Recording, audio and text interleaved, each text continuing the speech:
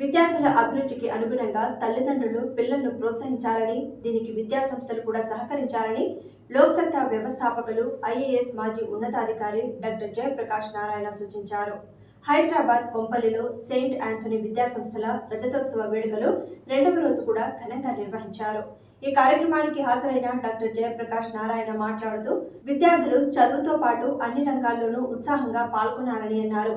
విద్యార్థుల భవిష్యత్తుని తీర్చిదిద్దడంలో విద్యా సంస్థలదే కీలక పాత్ర అని తెలంగాణ ఉన్నత విద్యా మండలి చైర్మన్ డాక్టర్ బాలకృష్ణారెడ్డి పేర్కొన్నారు. మారుతున్న కాలానికి అనుగుణంగా విద్యార్థులు అన్ని రంగాల్లో ప్రతిభ చాటాలని, తల్లిదండ్రులు ప్రోత్సహించాలని కుత్బుల్లాపూర్ ఎమ్మెల్యే కేపీ వివేకానంద అన్నారు.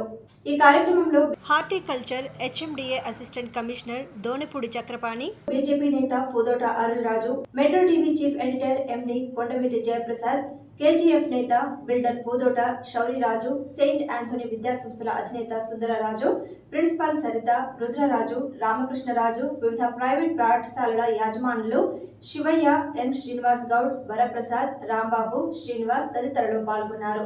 విద్యార్థులు ప్రదర్శించిన సాంస్కృతిక కార్యక్రమాలు విశేషంగా ఆకట్టుకున్నాయి. సెయింట్ ఆంథోనీ విద్యా సంస్థలు మరింతగా అభివృద్ధి చెందాలని ఆకాంక్షించారు.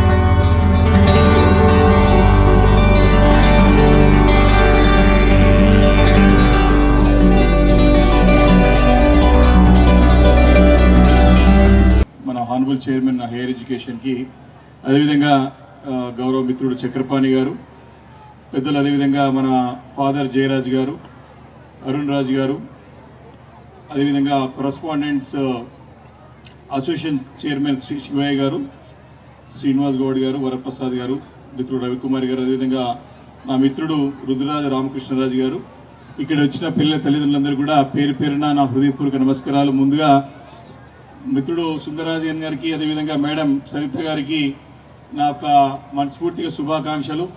చక్కగా మీరు 2 దశాబ్దాల నుంచి కూడా ఇక్కడ మన ప్రాంతంలో స్కూల్ని స్థాపించి మంచి నాణ్యమైన విద్యను అందించి మళ్ళీ మంచి పిల్లల్ని పౌరులుగా తీర్చిదిద్ది సమాజానికి మన ప్రాంతానికి అందించినందుకు నేను మనస్ఫూర్తిగా మీకు శుభాకాంక్షలు తెలియజేస్తా ఉన్నాను. మీరు కమిటెడ్గా, డెడికేటెడ్గా మరి చదువుతో పాటు అన్ని రంగాల్లో కూడా పిల్లల్ని ప్రోత్సహించాలని చెప్పి అనేక కార్యక్రమాలు నీళ్ళు కూడా ప్రత్యక్షంగా పాల్గొని చూసిన సంగతి నేను గుర్తు చేసుకుంటూ, మరి సుందరరాజన్ గారు అటు స్కూల్లోనే కాక సమాజంలో కూడా చక్కటి కార్యక్రమాలు చేయాలని చెప్పేసి ఎప్పటికప్పుడు నాకు చేదోడు వాదుడు ఉంటూ నాకు కూడా సూచనలు సలహాలు తెలియజేసుకుంటూ మరి సమాజాన్ని ముందుకు తీసుకెళ్ళినటువంటి ఒక మంచి సంకల్పంతో పనిచేసేటువంటి మంచి నాయకత్వ లక్షణాలు ఉన్నటువంటి వారు మరి సుందరరాజన్ గారు. మరి ఒకటే ఇక్కడ పిల్లల తల్లిదండ్రులు కూడా పిల్లల పర్ఫార్మెన్స్ చూడాలని ఎంతో ఉత్సాహంతో కుతూహలంతో వస్తారు ఇక్కడ చాలామంది కూడా. కాబట్టి ఎక్కువ మీకు ఉపన్యాసం కాకుండా ఒకటే విషయాన్ని మీ అందరికీ ఈ సందర్భంగా నేను తెలియదలుచుకున్నాను.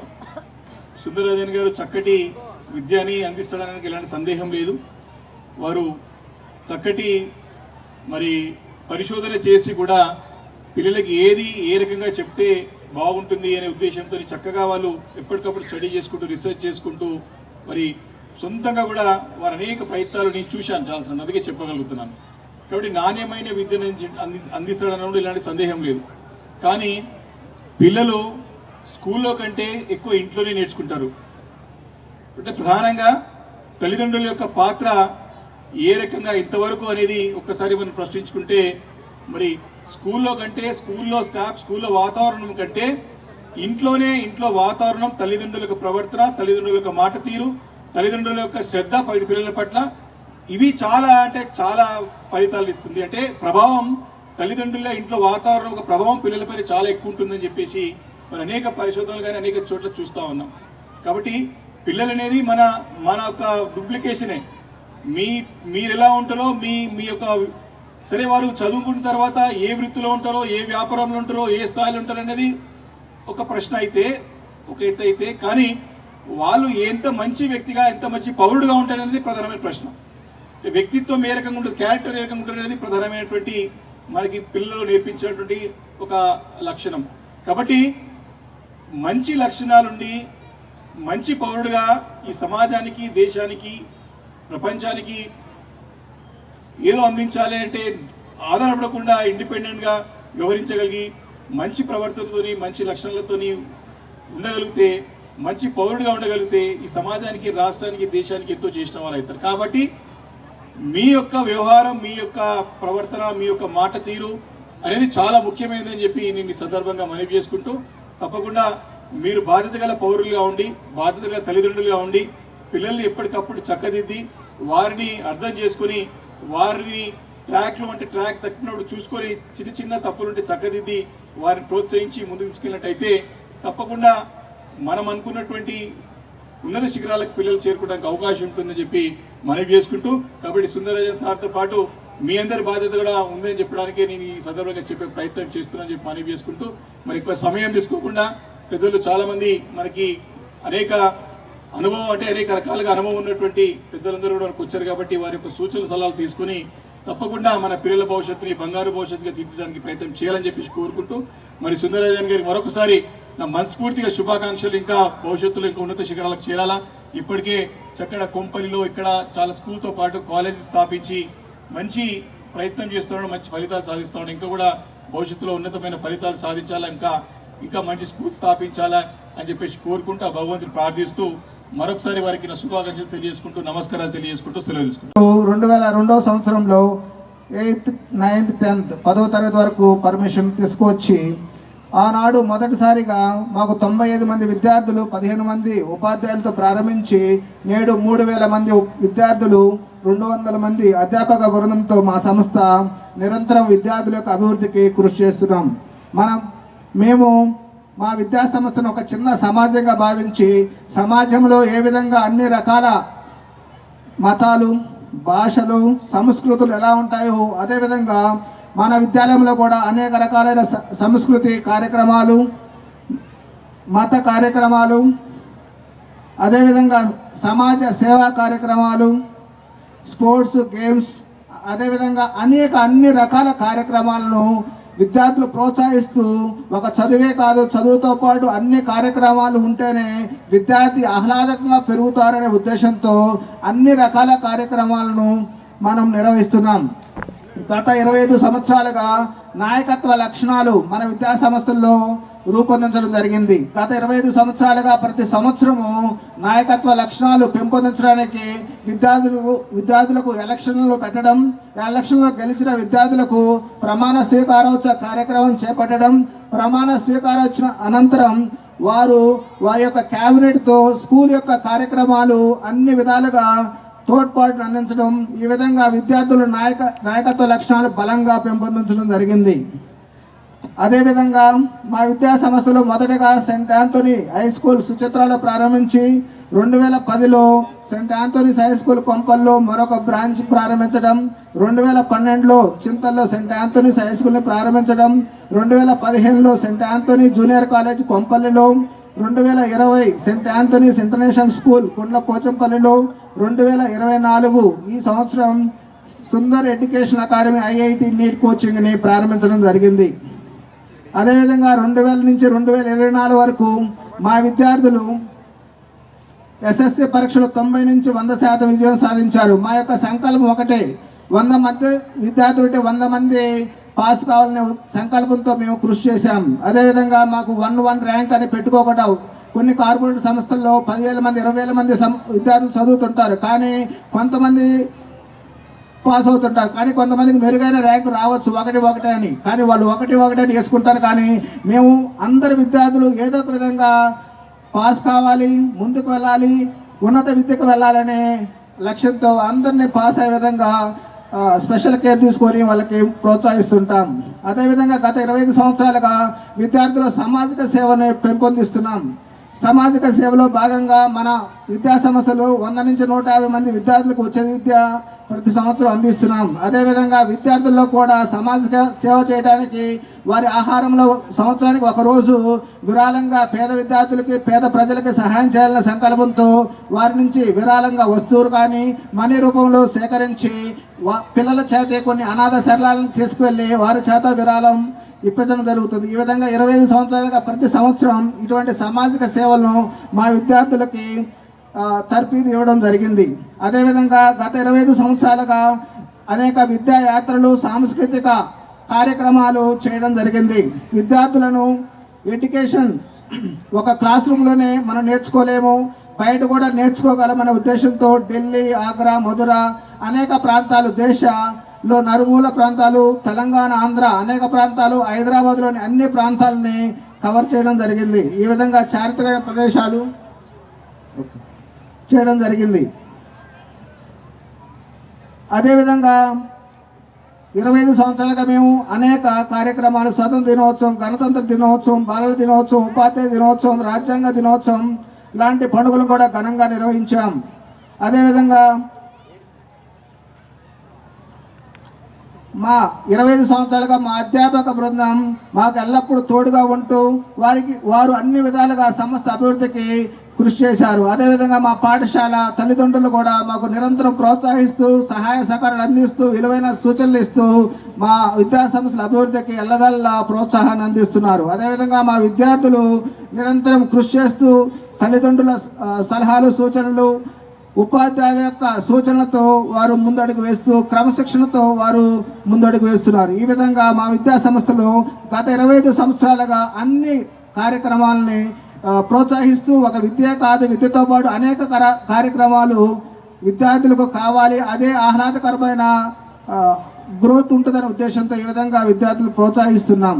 అదేవిధంగా పర్యావరణ పరిరక్షణ కోసం హరితహారం, ప్లాస్టిక్ వ్యతిరేక ఉద్యమం, పర్యావరణ రహిత వినియోగం, ఆరోగ్యకరమైన ఆహారం తీసుకోవడం వంటి అనేక కార్యక్రమాలు ప్రతి సంవత్సరం విద్యార్థుల్లో పెంపొందిస్తున్నాం. ఈ విధంగా ప్రతి సంవత్సరం విద్యార్థుల్లో అనేక కార్యక్రమాలు నిర్వహిస్తూ వారు ఆహ్లాదకరంగా ఉత్సాహంగా ఎదగడానికి మన విద్యా సంస్థలు తోడ్పడుతున్నాయి.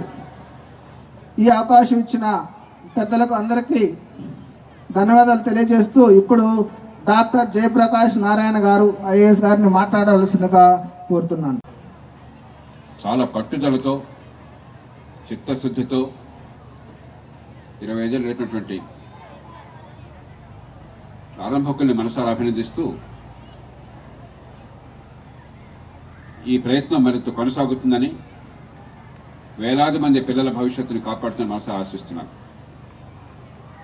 ఇంతమంది కూర్చుని ఉన్నాం, మిమ్మల్ని ఇబ్బంది పెట్టడం ధర్మం కాదు. చాలా క్లుప్తంగా 2 మాటలు. ఇప్పుడు అనుకున్న బడ్జెట్ స్కూలు చాలా తక్కువ ఫీజుతో ఎంతో ప్రయత్నం చేస్తున్నారని చెప్పాను.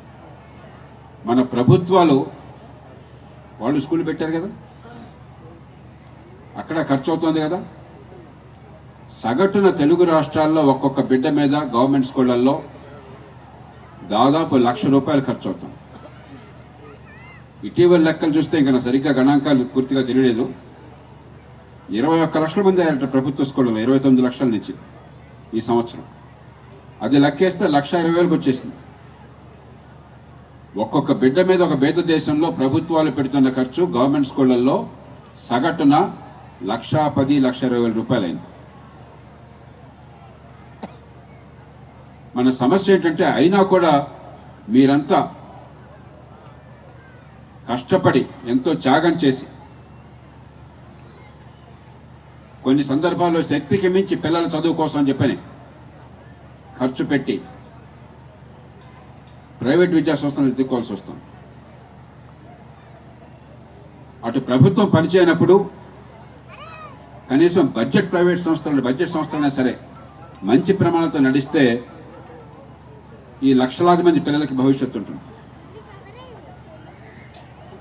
సుందరరాజు గారు ఇందాక చాలా సగర్వంగా అందరి పిల్లలు పాస్ అయ్యేట్టుగా మంచి మార్కులు వచ్చేట్టు చేస్తున్నామని చెప్పారు. వారందరూ బాధపడతారు నేను చెప్పేది. పరీక్షలు పాస్ కావడం ముఖ్యమే, కానీ ఈ పరీక్షలు ర్యాంకులు ముఖ్యం అనుకోబోకండి. ఎందుకంటే ఎలాంటి పరీక్షలు పెట్టాలో కూడా తెలియని మూర్ఖపు విద్యా వ్యవస్థని పాఠశాల స్థాయిలో పెట్టాం. అయితే బట్టి పట్టడం, లేకపోతే కాపీ కొట్టడం. పరీక్షలు కొలమానాలు కావాలి. నిజంగా విద్యార్థిని లేక విద్యార్థి ఏం నేర్చుకున్నారు, ఏం అర్థమైంది, ఏది అవగాహన అయింది, నేర్చుకున్న జ్ఞానాన్ని ఎలా ఉపయోగించగలుగుతున్నారు సమాజం కోసం అని చెప్పాను. మన పిల్లల పెంపకం మనం ఎందుకు చేస్తున్నామంటే దేవుడిని నమ్మితే దేవుడు, లేకపోతే ప్రకృతి. ప్రతి బిడ్డకి కులం, మతం, ప్రాంతం, భాష తేడా లేకుండా ప్రతి బిడ్డకి ప్రకృతి శక్తి సామర్థ్యాలను ఇచ్చింది. ఆ ప్రతిభా పాఠం వాళ్ళు బయటపడాలని చెప్పంటే మన విద్య అందించాలి. ఆ మేధస్సుకు పదును పెట్టాలంటే ప్రతి తల్లి ప్రతి తండ్రి కోరుకునేది ఏమిటి? నా పిల్లలు నాకంటే గొప్పవాళ్ళు కావాలి, సమాజంలో మంచి పేరు తెచ్చుకోవాలి, గౌరవాన్ని పొందాలి, విజయాన్ని సాధించాలి, వాళ్ళ తెలివితేటలు ఉపయోగపడాలి, 10 మందికి ఆదర్శంగా మెలగాలని చెప్పాను. అలా కోరుకొని తల్లిదండ్రులు భారతదేశంలో లేరు. అందుకే ప్రపంచంలో ఎక్కడ లేని రీతిలో నిరుపేద కుటుంబాలు సైతం శక్తికి మించి ఖర్చు పెట్టి త్యాగాలు చేస్తున్నారు పిల్లల భవిష్యత్తు కోసం అని చెప్పాను. కానీ మన ప్రభుత్వాల వైఫల్యపుణ్యం, నేను ఎవరిని వ్యక్తిగతంగా నిందించాలని అంటలేదు, కానీ ఖచ్చితంగా భారతదేశంలో అతి తీవ్రమైన వైఫల్యం ఏమన్నా ఉంది అంటే విద్యారంగంలో. సమాజానికి విద్య అంటే బోళ్ళంత మక్కువ ఉన్నది. పిల్లలకి తెలివితేటలు ఉన్నాయి, బండెడు పుస్తకాలు మోస్తూ కష్టపడుతున్నారు, తల్లిదండ్రులు త్యాగాలు చేస్తున్నారు. ఈ పిల్లలు విజయాలు సాధిస్తే, ఈ పిల్లలు ఎవరన్నా ఐఐటికి వెళితే, ఐఐఎంకి వెళితే, ఐఏఎస్ మరొక సర్వీస్ సాధిస్తే ఎన్ని సంబరాలు చేసుకుంటున్నాం మనం, విద్వత్తును ఎంత గౌరవిస్తున్నాం. అంగట్లో అన్నీ ఉన్నాయి, అల్లుడి నోట్లో సేను ఉన్నది. విద్య అంటే ఏమిటో అర్థం కాకుండా గుడ్డెత్తి చెవిలో పడ్డట్టు పోయి పిల్లల భవిష్యత్తు నరకం చేస్తుంది. అందుకని తల్లిదండ్రులు కోరేది ఏమిటంటే ఒట్టి ర్యాంకులు మార్కులు ప్రమాణంగా అనుకోబోకండి. ఎందుకంటే సరైనటువంటి పరీక్షలు ఉన్నట్టయితే నిజంగా పిల్లల ప్రతిభని, వాళ్ళ అవగాహనని, దాన్ని వాళ్ళు ఉపయోగించే శక్తిని పరీక్షించేటైతే దానిలో వచ్చిన మార్కులు, దానిలో వచ్చినటువంటి ఫలితాలు పనికొచ్చేవి. ఈవేళ మనకి 96% మంది పాస్ అవుతున్నారు స్కూళ్ళలో. ప్రభుత్వమే పెట్టేటువంటి achievement survey, national achievement survey అని ఒకటి ఉన్నదంటే నిజంగా ఆ క్లాస్లో తగినట్టుగా పిల్లలు ఎంతమందికి పాఠాలు నేర్చుకున్నారు, నిజంగా ఏ మేరకు అర్థమైనని చూస్తే 96% పాస్ అయితే ఆ సబ్జెక్ట్ని బట్టి 15%కి ఆ విషయం తెలుసు, 20% తెలుసు, 26 దాట్ల. మరి 26కి 96కి మధ్య 70 మంది ఏమవుతున్నారు? వాళ్ళ బతుకులు నాశనం చేస్తున్నాం, మోసం చేస్తున్నాం ఆ తల్లిదండ్రులు. పిల్లలకి తెలివితేటలున్నా కూడా తెలివి వికసించకుండా ఉత్తిత్తి చదువులు చెప్పి, ఉత్తిత్తి కాగితాలు ఇచ్చి, ఉత్తిత్తి సర్టిఫికేట్లు ఇచ్చి, ఉత్తిత్తి డిగ్రీలు ఇచ్చి వీళ్ళందరూ కూడా మళ్ళీ వచ్చి గవర్నమెంట్లో 100 ఉద్యోగాలు రాగానే 1,00,000 మంది పోటీ పడ్డాం. మన ప్రభుత్వాలు వచ్చి మీ అందరికీ ఉద్యోగాలు ఇవ్వటం మా జీవిత లక్ష్యం, గవర్నమెంట్లో చేరాలని చెప్పిన అబద్ధాలు చెప్పటం, వీళ్ళు జీవితం అంతా కూడా వృధా చేసుకోవడం సంవత్సరాల తరబడి. 1,00,000 మంది పోటీ పడ్డా వచ్చేది 100 మంది. మరి మిగతా 99,900 మంది ఏం కావాలి? ఒక్కసారి మీరంతా ఆలోచించండి. ఇక్కడ మీరు చూస్తున్న ఏ వస్తువైనా మీ ఇంట్లో కానీ, మీ స్కూల్లో కానీ, ఈ వేదిక మీద కానీ, ఈ మైక్ కావచ్చు, మనం వేసుకున్న చొక్కా కావచ్చు, జేబులో ఉన్న పెన్ను కావచ్చు, కళ్ళజోడు కావచ్చు, కాళ్ళకున్న చెప్పులు కావచ్చు, ఈ సోఫాలు కావచ్చు, ఈ చేతికున్న వాచ్ కావచ్చు, మీ ఇంట్లో ఉన్న ఫర్నిచర్ కావచ్చు, ఏవైనా సరే ఒక్కటి ప్రభుత్వం నుంచి వచ్చిందా? మనకి వస్తువులు సేవలు అందుతోంది సమాజం నుంచి. ప్రభుత్వం మంచి పాలన అందించవయ్యా, మంది సౌకర్యాలు అందించవయ్యా అని చెప్పంటే విద్య లేదు. ఎన్నో రంగాల్లో ట్రాఫిక్ చూస్తే అర్థమవుతుంది ప్రభుత్వాలు ఎంత గందరగోళంగా చేస్తున్నాయి. నాకు ఇవాళ యూనివర్సిటీ ఆఫ్ హైదరాబాద్ నుంచి ఇక్కడికి 1:40 పట్టింది. కాబట్టి ప్రభుత్వం పరిష్కారం కాదు. మరి పనంతా కూడా మార్కెట్లో జరుగుతుంటే, సమాజంలో జరుగుతుంటే, ఉత్పత్తి అంతా ఇక్కడ ఈ అవసరాలు తెలుస్తుంటే ఉపాధి అక్కడిలో వస్తుంది. ఉపాధి ఎక్కడ ఉత్పత్తి జరుగుతుందో, ఎక్కడ మనందరి అవసరాలు తీరుస్తారో అక్కడ ఉపాధి వస్తుంది. దానికి తగ్గట్టుగా పిల్లలు తయారు చేయాలి, కానీ గుమస్తాలు కావడం కోసంగా తయారు చేసేది. గవర్నమెంట్లో చేరగానే కుర్చీకి ఏం పని చేయక్కర్లేదు, మా రారాజులాగా కాలు మీద కాలేసి కూర్చోవచ్చు, అందుకోసం గవర్నమెంట్ ఉన్నది. ఒళ్ళు వంచి మన పన్నుల డబ్బుతో మనకి సేవలు అందించడం కోసం. కాబట్టి ఈ పిల్లల్ని సమాజానికి పనికొచ్చే వాళ్ళుగా తయారు చేయండి, తమకు తాము పనికొచ్చే వాళ్ళుగా తయారు చేయండి. నైపుణ్యం రావాలి, వాళ్ళకి విషయం అర్థం కావాలి, అర్థమైందని ఉపయోగించగలగాలి 10 మంది ప్రయోజనం కోసం అని చెప్పండి. 25 సంవత్సరాల ప్రయాణంలో ఒక విద్యా సంస్థ నుంచి ప్రారంభమై నేడు 4 విద్యా సంస్థలుగా, వాటిలో ఇంటర్నేషనల్ స్కూలు, అంతేకాకుండా అంతర్జాతీయ ప్రమాణాలతో ఒక జూనియర్ కళాశాలను కూడా స్థాపించడం జరిగింది.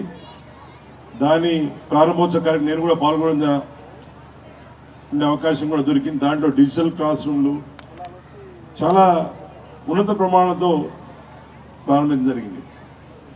ముఖ్యంగా ప్రస్తుతంగా చూసినట్లయితే విద్యా వ్యవస్థలో వినూత్న మార్పులు వస్తూ ఉన్నాయి. విద్యార్థులకు అవకాశాలు కూడా ఆకాశమే అద్దుగా ఉన్నాయి. మనం కనుక చూసినట్లయితే ప్రపంచమే ఒక గ్లోబల్ విలేజ్ అయిపోయింది. మన విద్యార్థులు అంతర్జాతీయంగా అన్ని దేశాల్లో కూడా చదువుకుని ఇవాళ మైక్రోసాఫ్ట్, ప్రపంచంలో మైక్రోసాఫ్ట్ సీఈఓగా ఒక తెలుగువాడు అధిరోహించాడంటే మన తెలుగు విద్యార్థులు ప్రపంచ నలుమూలల్లో ఉన్నత అవకాశాలతోటి చాలా ఉన్నతమైన స్థితిలోకి వెళ్ళేటువంటి అవకాశాలను మనం చెప్పుకోవచ్చు. ఇది నాణ్యానికి ఒక పక్క. మరో పక్క చూస్తే ఈ రోజున పోటీ ప్రపంచం, ఏమి చదివినా చివరికి ఏ విద్యార్థిని ఏం చదువుతావంటే ఫ్లైట్ ఎక్కాలి, అమెరికా వెళ్ళాలి. ఈరోజు మనం చూస్తూ ఉన్నాం ప్రతి దాంట్లో కూడా పోటీ. ఈ రోజున చదివితే ఉద్యోగాలు కూడా వచ్చే పరిస్థితి లేదు. 100కి 100. Because you invited me to be part of this function, so to share some of my thoughts with you all. Thank you once again. So friends, today education system is influenced by certain factors. For example, globalization, liberalization, privatization, digitization, and covidization. Covidization is a new term which is coined by me, which is COVID pandemic. We all know that COVID pandemic last 4 or 5 years. Whatever I say, whether it's a globalization, liberalization, it was a history. But COVID pandemic, how it impacted the global society, global governance, education system, we all know that. So today I can tell you, intellect is important. Yes, previous speakers spoke about, neglect of education system. Last 75 years, India got independence. Still, we are, not achieved. Still, India is a developing country. Why? If you look at examples, Southeast Asian countries like Singapore, Malaysia, all more or less we got same time independence. But why those countries developed? Why India is not, developed? Because simple reason, those countries invested more on health, education and technology. So, but in our country that is not so. That's why today education, we have to spend education. If you look at education is important, education is ruling the globe. Intellect, I mean to say that education ruling the globe. Last 400-500 of history of, look at the kind of revolutionary changes which are influencing the education system.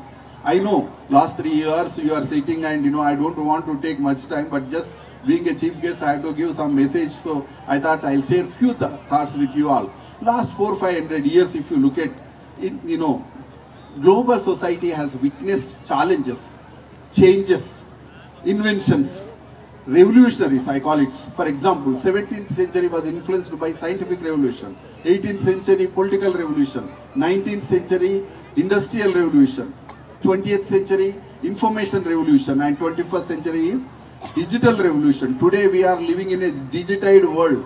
Technology is influencing our life. Technology is part of our life, we like it or not. But technology, of course, technology is not new to the humanity. Technology was there, is going to be there.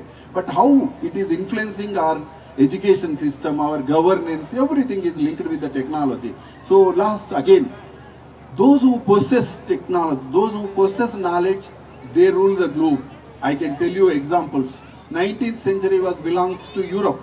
Small country, small continent rule the globe. Why? Because of their intellect. 20th century was influenced by America. 21st century is Asian century or Indian century. Don't worry, things are going to change, friends. 21st century, if I say Indian century, India is going to have a lot of, important position. India is going to play a significant role in the Committee of Nations. In the years to come, in the decades to come, there is no doubt. Unfortunately, we say that we don't have opportunity. No, I don't agree. I can tell you, opportunities are there from deep seabed to outer space. You name any area, I can give with the statistics. When I say deep seabed, సముద్ర గర్భం నుండి ఆకాశం వరకు అవకాశాలు అనేది ఎక్కడ లేవని చెప్పడానికి లేనేలేదు. ఒక నమస్కారం. వేదిక మీద ఉన్నటువంటి పెద్దలు గోపీచంద్ గారికి, అన్న కుసుమ్ కుమార్ గారికి, అదేవిధంగా చక్రపాణి గారికి, మిగతా భానుప్రకాష్ గారికి, పెద్దలందరికీ నా నమస్కారాలు తెలియజేసుకుంటూ, ఈరోజు సెయింట్ ఆంథోనీస్ విద్యా సంస్థల 25 సంవత్సరాల జూబిలీ జరుపుకుంటున్నందుకు స్కూల్ యాజమాన్యానికి, ముఖ్యంగా నా సోదరుడు సుందర్కి, వారి శ్రీమతికి, అదేవిధంగా వారి కుటుంబ సభ్యులందరికీ, ఇక్కడ పనిచేస్తున్నటువంటి బోధనేతర సిబ్బంది అందరికీ కూడా హృదయపూర్వకమైనటువంటి అభినందనలు తెలియజేస్తున్నాను. ఒక సంస్థ 25 సంవత్సరాలు నడపడం అంటే మామూలు విషయం కాదు. ఒక సంస్థని 25 సంవత్సరాలు నిర్వహించడం చాలా గొప్ప విషయం.